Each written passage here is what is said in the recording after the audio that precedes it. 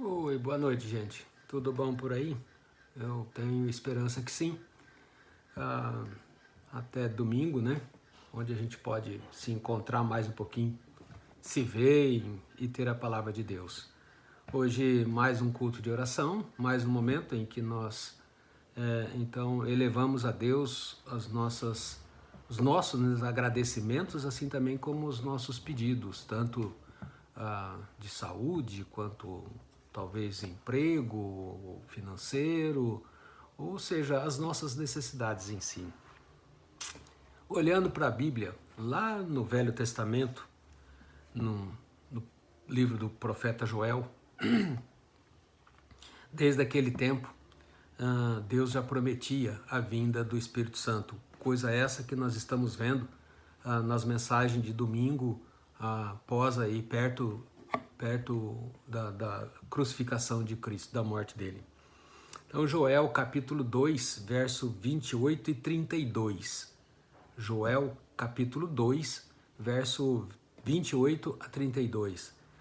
O livro de Joel está escrito após aquela sequência do ataque dos gafanhotos que destrói por completo a lavoura do povo, deixando o povo naquela época sem alimentação. E hoje a gente vive algo assim como naquela época tornou-se uma catástrofe. Hoje a gente está vivendo algo parecido por causa dessa pandemia, por causa desse coronavírus que está assim devastando, né, na verdade, o mundo todo. E vale a pena lembrar aquilo que Deus deixou de promessa, aquilo que Deus vem cumprindo com as suas promessas. Então, o livro de Joel nos diz o seguinte: e acontecerá depois que derramarei o meu espírito sobre toda a carne. Vossos filhos e vossas filhas profetizarão, vossos velhos sonharão e vossos jovens terão visões.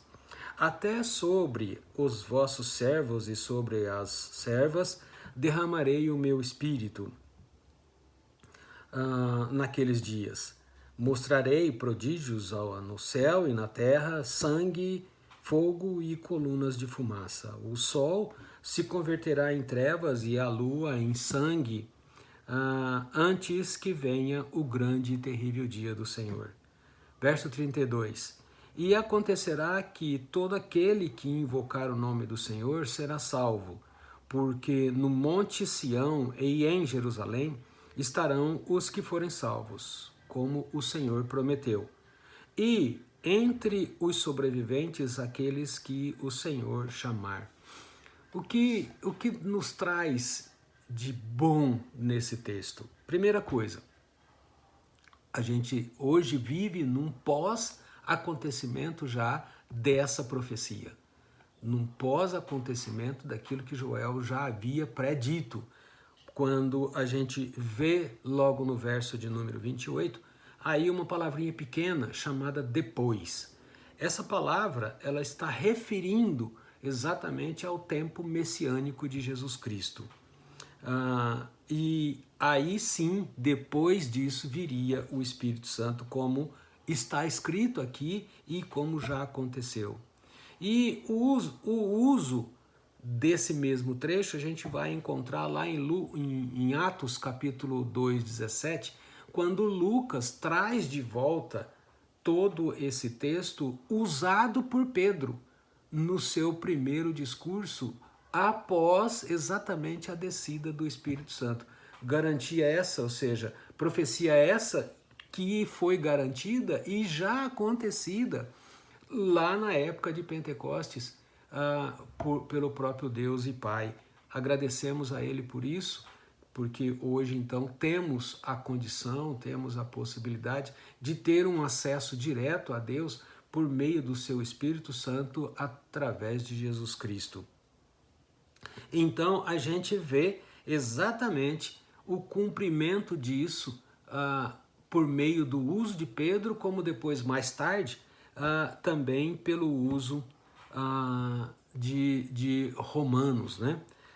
Que, na verdade, olhando para o texto completando toda essa ideia já no verso 32, a gente vê que é exatamente o complemento, ou seja, como se fosse a explicação completa desse pedaço, desse trecho aqui, sobre aquele que crê em Jesus Cristo. Ou seja, é necessário, resumindo, é necessário crer em Jesus Cristo para ter a vida eterna. Por outro lado, somente tem a salvação a pessoa que crê em Jesus Cristo. Quando a gente olha para o texto e vê a garantia em que aquele, ou seja, todo aquele, não é esse nem aquela pessoa, é toda e qualquer pessoa.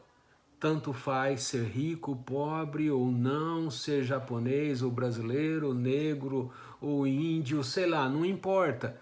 É toda pessoa que invocar, que chamar Jesus Cristo, que trouxer Jesus para dentro do seu coração, e isso só pode acontecer por meio da fé, essa pessoa, com absoluta certeza quanto que Jesus já garantiu isso, e nós estamos vendo isso através das pregações de João, que então teremos a salvação.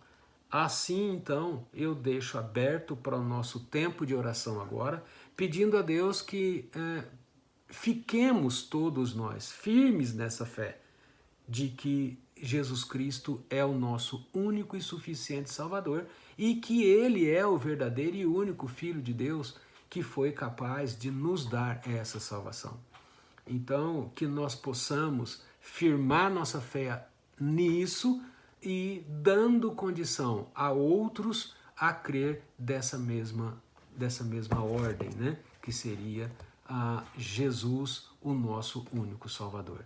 Oremos então e pedimos a Deus, através dos pedidos que vocês vão deixar aí, que vocês vão também já trazer os agradecimentos, vamos orar e pedir a Deus que nós sejamos atendidos. Deus os abençoe.